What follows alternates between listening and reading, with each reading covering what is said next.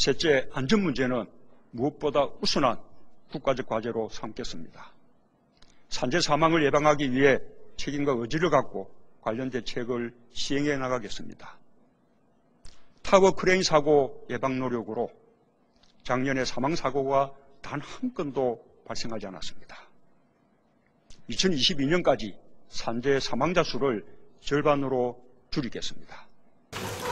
주변민 장관님께서 피츠모텔 사장으로 참석하시지 못하게 된 점 상당히 말씀드리고요. 건설교통국장인 제가 장관님의 축사를 대신하도록 하겠습니다. 그 결과 지난해에는 타워크레인 중대 재해 사고가 단 한 건도 발생하지 않았습니다. 업계와 종사자 여러분들이 건설 현장 안전 확보를 위해 함께 노력해 주신 결과라고 판단합니다.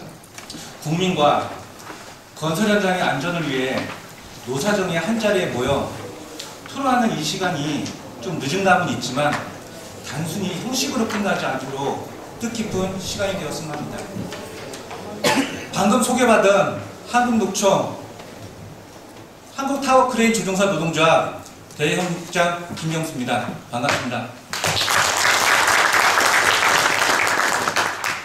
오늘 토론 주제가 타워크레인 이대로 괜찮은가입니다. 제가 토론한 내용은 현장 안전을 위한 타워크레인 제도적 유입점 보완 방향입니다. 저는 4가지를 말씀드리고자 합니다. 첫째, 타워크레인의 운전 자격에 대한 문제. 둘째, 등록 및 불법 개조에 대한 문제. 셋째, 사고 조사에 대한 문제. 넷째, 개선 과제. 순으로 말씀드리도록 하겠습니다. 첫째, 타워크레인 운전 자격에 대해 말씀드리도록 하겠습니다.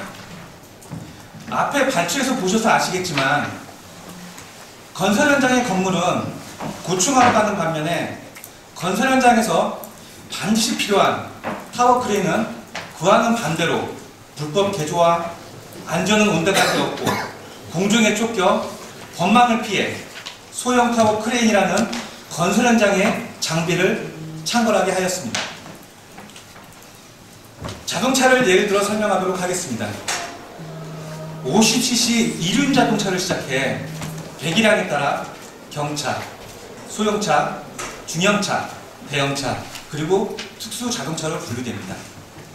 이 중에서 작다고 해서 일정 시간 교육을 통해서 운전할 수 있는 게 있는지 한번 묻고 싶습니다.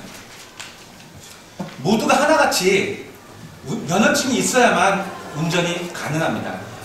작다고 해서 면허증이 없어도 운전이 가능한 건 하나도 없습니다. 왜 그럴까요? 바로 위험하기 때문에 그런 거 아닐까요?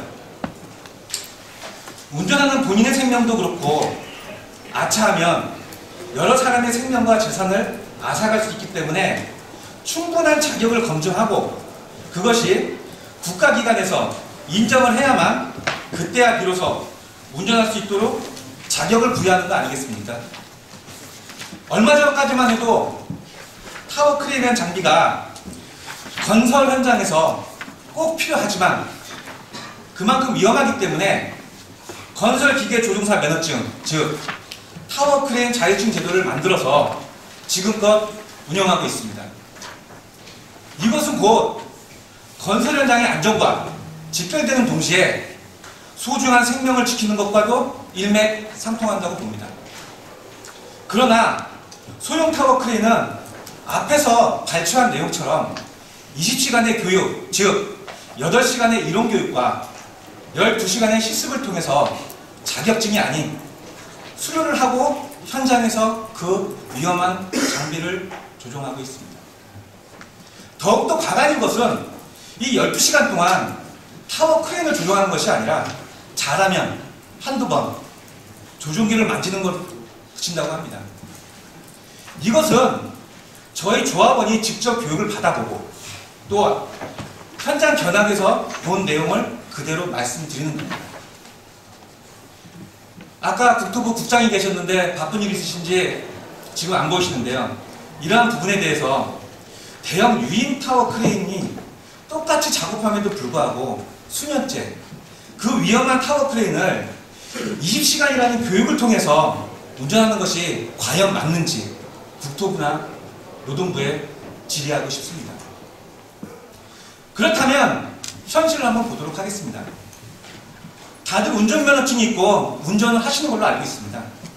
혹시 눈을 감고 운전해 보셨습니까? 고속도로를 다니다 보면 아마 이런 문구 한 번씩 보셨을 겁니다. 깜빡조름 번쩍 젖음이라고. 그렇다면 제가 무슨 말씀을 드리는지 아십니까? 지금껏 제가 말씀드린 건 바로 소형 타워에 대해서 말씀드리려고 이야기한 것입니다. 소형 타워의 조종은 바로 운전자가 눈을 감고 운전하는 것과 별반 차이가 없습니다.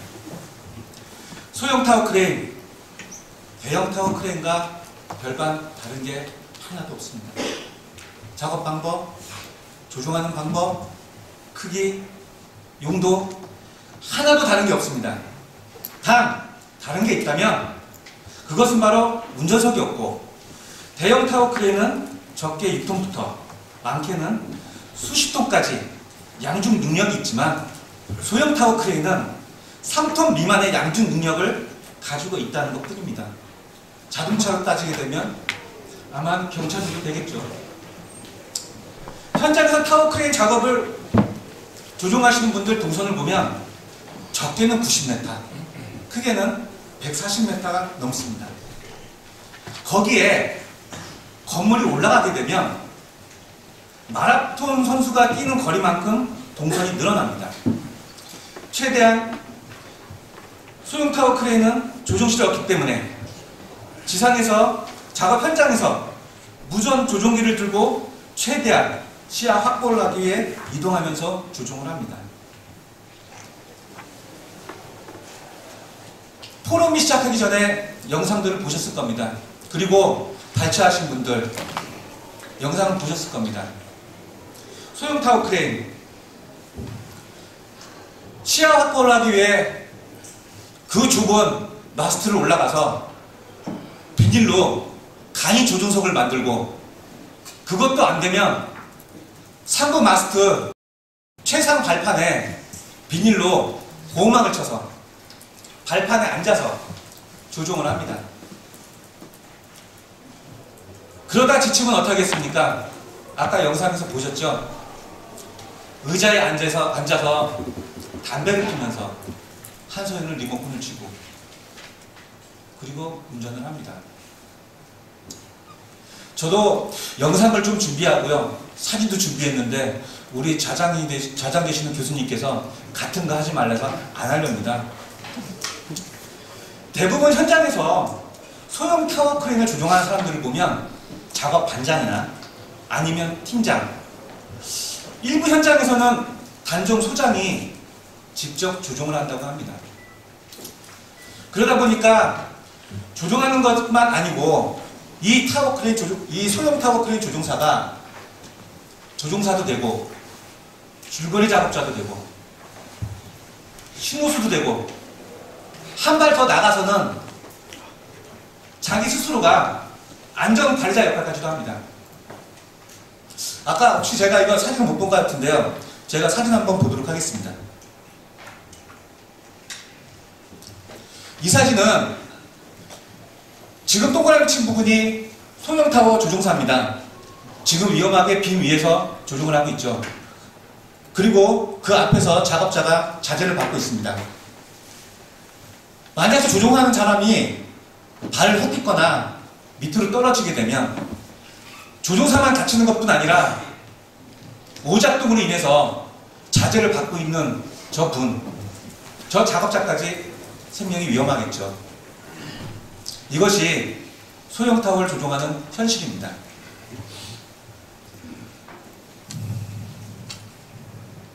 자, 보이시죠? 1인 사역입니다. 한 손으로는 조종각을 잡고 한 손으로는 철근을 잡고 자기가 신호도 하고 때에 따라서는 안전관리까지 하고 있습니다. 과연 이게 안전한 작업일까요? 유인타워 조종사는 조종하는 거에 신경 쓰는 것도 사실상 바쁩니다. 과연 어느 정도의 능력이 되는 사람이 소형타워 조종사가 될 수 있는지 참으로 궁금할 따름입니다.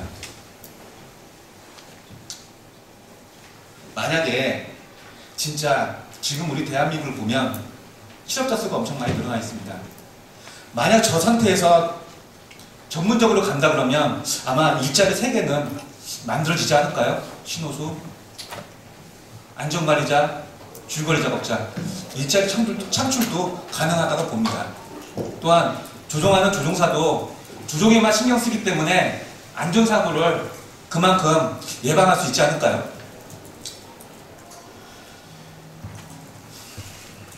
자, 하나 더 다음 사진을 보시게 될 건데요. 보이시죠? 아까 영상에서 보셨던 사진입니다. 제가 좀 전에 말씀드린 것처럼 작업자는 동선이 큽니다. 작게는 90m에서 크게는 140m. 거기다 건물이 올라가면 위에 오르락 내리락 해야 됩니다. 그거 어떻게 왔다 갔다 하겠습니까? 나름대로 안전사고 안 나게 자기가 직접 시야 확보한다고 자재에 올라타서 리모컨을 쥐고 조종을 하고 있습니다. 저 사진은 국장님, 예? 10분을 다 사용하실 거예요. 잘 보이게 한 5분만 더 주십시오. 아니, 그래야 다른 분들은 하셔야 되기 때문에. 예. 그리고 지금 중요한 분들은 여기 정배수 분들 이야기 들어야 되는데, 말씀 다 하시면 말씀 들을까요? 예, 2분만 예, 미안합니다. 예. 시간이 없는 관계로 좀 빨리 진행하도록 하겠습니다. 두 번째로 등록 및 불법 개조에 대해서 말씀드리겠습니다. 2009년 12월 31일 3톤 이상 대형타워 크레인을 일괄 등록하는 건기법 개정에 따라 KTC 608, KTC 506, 132HC, 154HC 등 대형타워가 법에 따라 등록했습니다. 그러나 이를 말소 처리하고 등록 신고를 하지 않고 안 하도 되는 산업안전보건법에 적용받는 3톤 미만의 타워 크레인으로 등록하였습니다. 2016년 6월 3톤 미만의 타워 크레인을 일괄 등록하는 건기법에 따라서 7월 28일까지 관할 지자체에 건설기계를 등록해야 하는 단순한 신고만을 사용하는 소형타워가 증빙서로도 없는 다수의 장비들로 인해 건설기계 대행사인 대한건설기계 안전관리원을 하여금 단순한 현장 검사만으로 제원표를 지원하였습니다. 이로 인하여 타워 크레인 편법으로 개조, 허위 연식 등으로 599대가 소형타워 크레인으로 등록하였습니다. 국토부는 건설기계의 소형타워 크레인을 등록 지원하면서 그 기준을 마련하였습니다.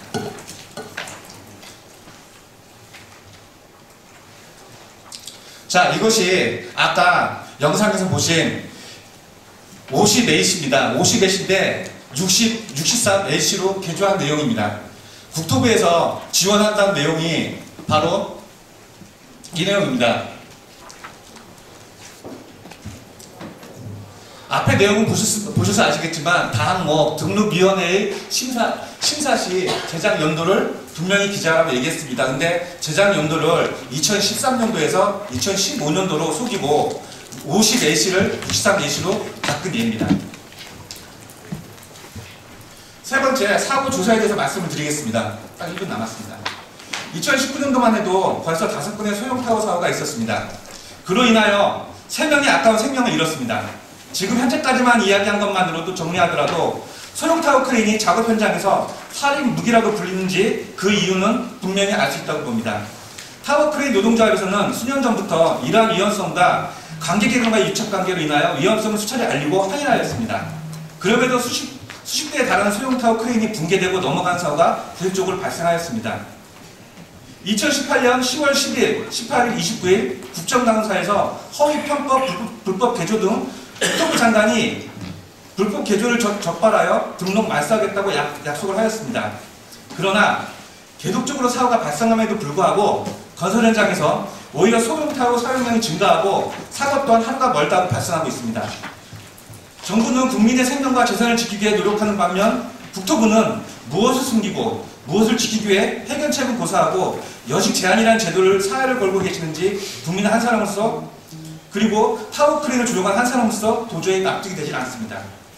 또한 수년 전부터 노동조합에서는 사고가 발생하게 되면 사고조사에 대한 TF팀을 구성하여 정확한 사고조사를 통해 사고가 반복되지 않도록 수차례 제안을 하였습니다. 지금까지도 사고가 발생하면 정확한 원인도 밝혀지지 않을 뿐더러 투명성조차 없이 사고를 발표하고 있습니다. 진정 사고에 대한 예방과 안전한 건설 현장을 위해 노력하고 계시는 게 맞는지 궁금합니다. 마지막으로 개선 과제에 대해 말씀드리도록 하겠습니다. 먼저 개선 과제 첫 번째로 소형 타워 크레인에 운전석을 설치함으로써 조종사의 시야를 확보함은 물론 장비의 상태를 수시로 확인함으로써 안전사고를 미연에 방지할 수 있다고 봅니다. 두 번째로 타워 크레인 연식 제한에 앞서 기존에 등록한 타워 크레인에 대하여 허위 등록 및 불법 개조 등 명확히 조사하고 재원이 불분명한 장비에 대하여는 정밀 검사 및 안전 검사를 실시해야 된다고 생각합니다. 세 번째로 타워 크레인 사고에 대하여 노사정이 TF팀을 구성하여 같은 사고가 발생하지 않도록 미연에 방지하고 조종사 교육에 만전을 기했으면 합니다. 마지막으로 네 번째, 소형 타워 크레인은 규정된 높이 이상 인상하지 않도록 텔레스코핑 게이지를 설치하지 않는 것입니다. 저는 지금까지 짧게나마 타워 크레인의 사고를 예방하기 위해 안전한 대한민국, 안전한 건설 현장을 만들기 위해 말씀드렸습니다. 감사합니다.